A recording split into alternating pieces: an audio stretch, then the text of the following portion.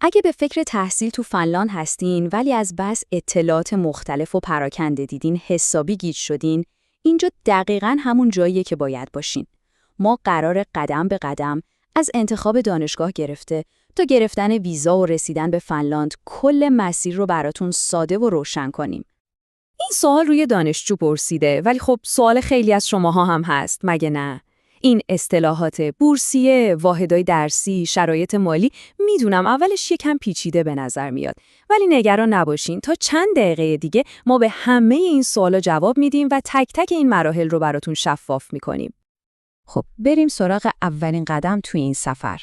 اینجا یه تصمیم خیلی کلیدی باید بگیرین، چون دو نوع اصلی مرکز آموزش عالی تو فنلاند وجود داره. ببینید، تفاوت اصلی بین این دو تو فلسفه و هدفشونه.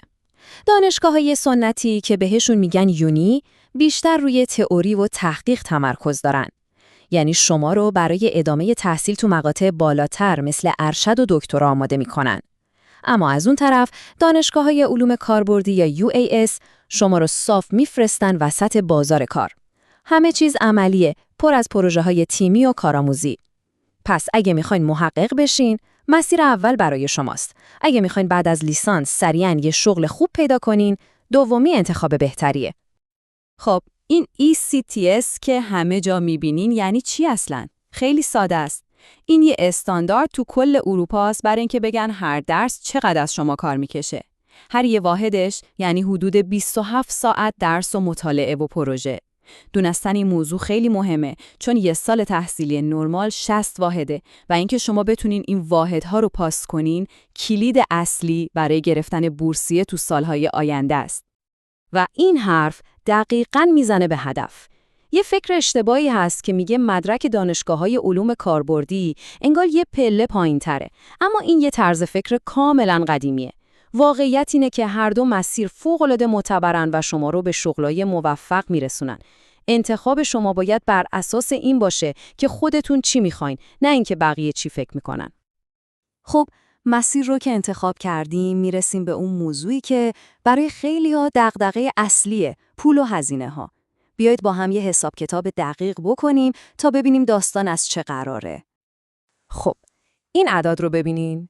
12,000 یورو. میدونم شاید اولش یکم زیاد به نظر بیاد. این یه نمونه از شهریه سالانه توی یکی از دانشگاه خوب فنلاند، یعنی LUT هست. ولی صبر کنین، خبر خوبی هم هست. این فقط بخشی از ماجراست و کلی راه برای کم کردن این هزینه وجود داره. دقیقاً، اینجا همون جواب سوال اولی است. راه‌های کم کردن هزینه خیلی مشخصه. اول از همه تخفیف early bird یا همون پرنده سحرخیزه. یعنی هر کی زودتر شهریه‌اش رو بده یه تخفیف توپل میگیره. مهمتر از اون بورسیه‌های خود دانشگاهه. اگه شما تعداد مشخصی واحد ECTS رو تو سال اول پاس کنین، مثلا 55 و 60 دانشگاه میاد و تا 50% شهریه سال بعدتون رو میبخشه. پس نکته کلیدی اینه که قبل از انتخاب حسابی شرایط مالی و بورسیه دانشگاه‌های مختلف رو با هم مقایسه کنین. این اسلاید رو ببینین. این قشنگ نشون میده که چرا باید حسابی تحقیق کنین. این یه محاسبه واقعیه که یه دانشجو انجام داده.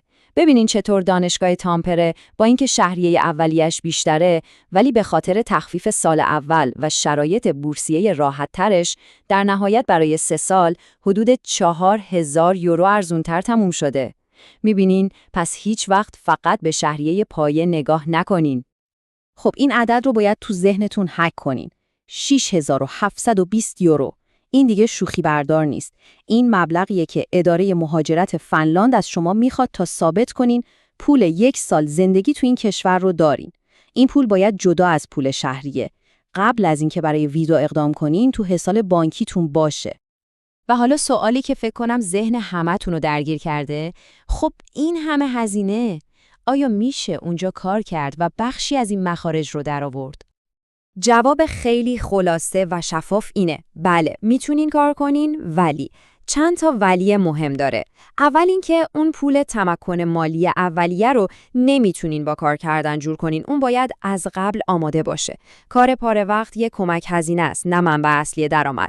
خیلی از دانشجوها کنار درسشون کار میکنن و اگه تو شهرهای بزرگتر باشین، فرصت‌های شغلی هم بیشتره. پس شدنیه، ولی باید واقع بین بود. خب تبریک میگم، دانشگاه انتخاب شد، حساب کتاب مالی هم انجام شد.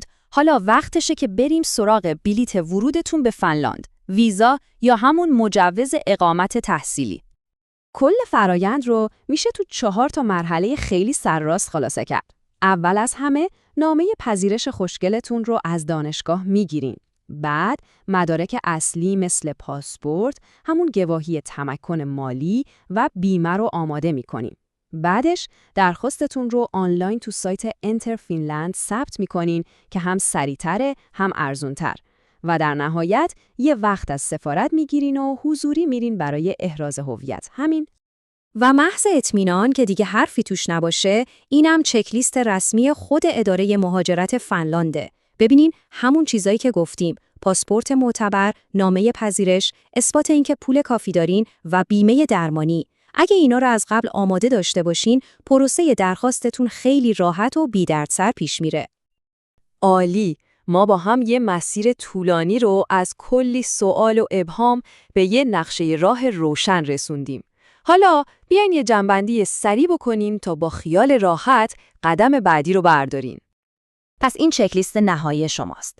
اول مسیرتون رو انتخاب کنین، تئوری یا عملی. بعد حساب کتاب کنین و هزینه ها رو مقایسه کنین. پولتون رو آماده کنین، مدارک رو جمع کنین و خیلی مهمه که با دانشجوهای دیگه و خود دانشگاه در ارتباط باشین تا از تجربه هاشون استفاده کنین.